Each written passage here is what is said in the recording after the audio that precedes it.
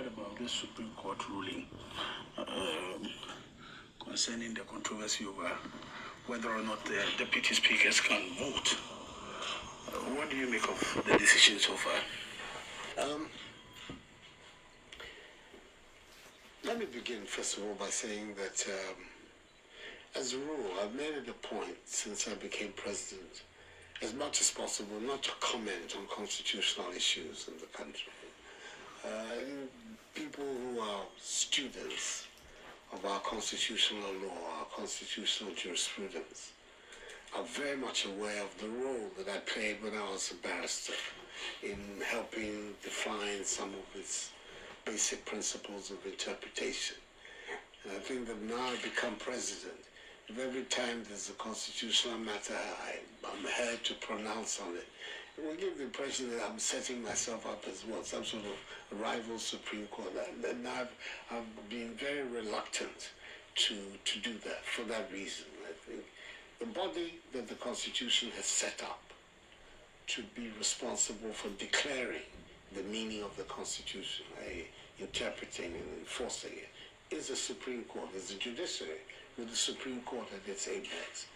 And as a matter of good governance, it's better that that body, which has been given this exclusive power, is the one that is heard on constitutional issues. And that's the reason why I've not been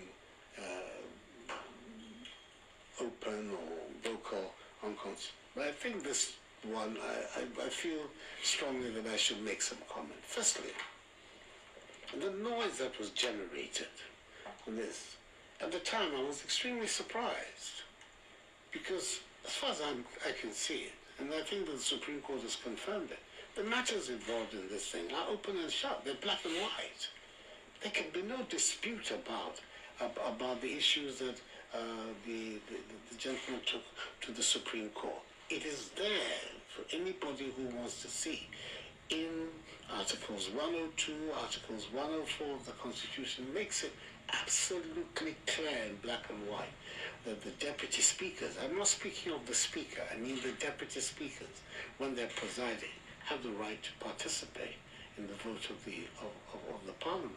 The whole structure of the Constitution, and indeed, and I believe that being part of the reasoning of the court, all the legislatures of the world, where the presiding person is a member of the legislature, like our deputy speakers are, like the Speaker of the House of Representatives in the United States, or the President Pro Tem of the Senate in the United States, or the Speaker of the British Parliament.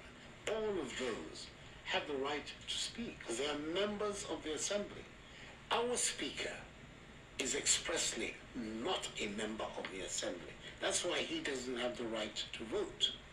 In fact, he really ought not even to participate in the deliberations of the House. He's a referee, making sure that the debate is conducted properly and that the rules of procedure, the orders of the House are complied with. That's his role. But he ought, strictly speaking, not to be part of the proceedings of the House.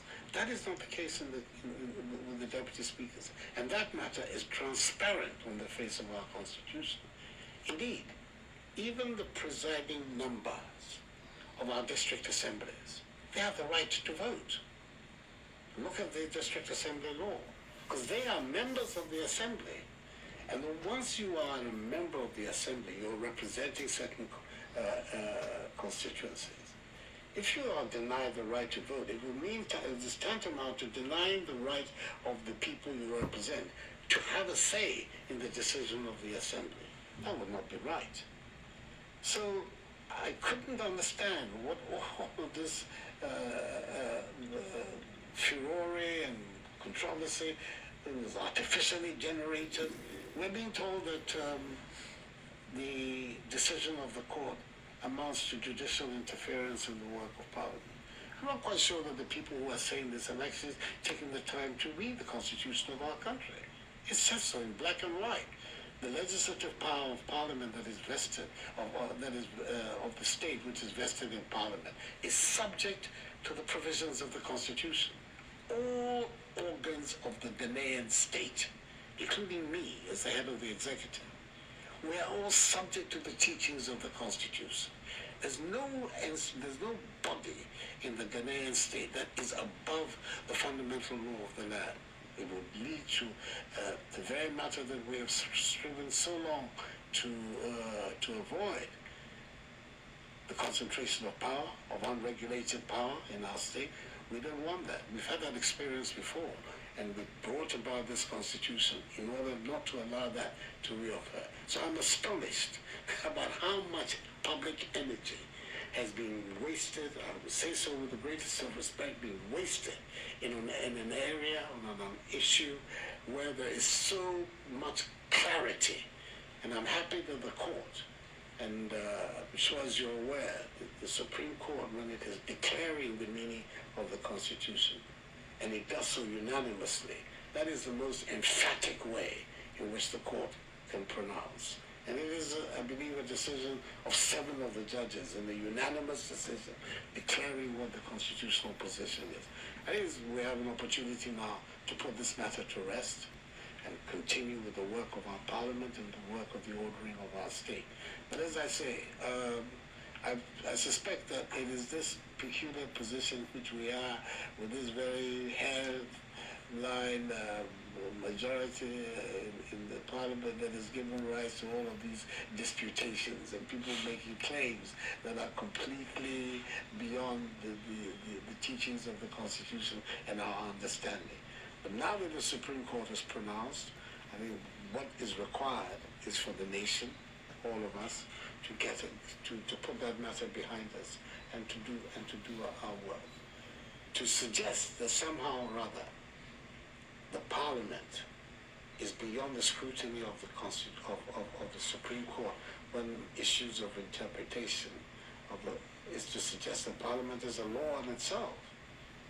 The whole principle of judicial review was developed by the judges, both in America and in England, to be able to check the activities of Parliament. Indeed, in our own country, the first major constitutional case which had looked at the work of Parliament was in the case Akuffo and the Attorney General, where the Act of Parliament, the decision of the Parliament to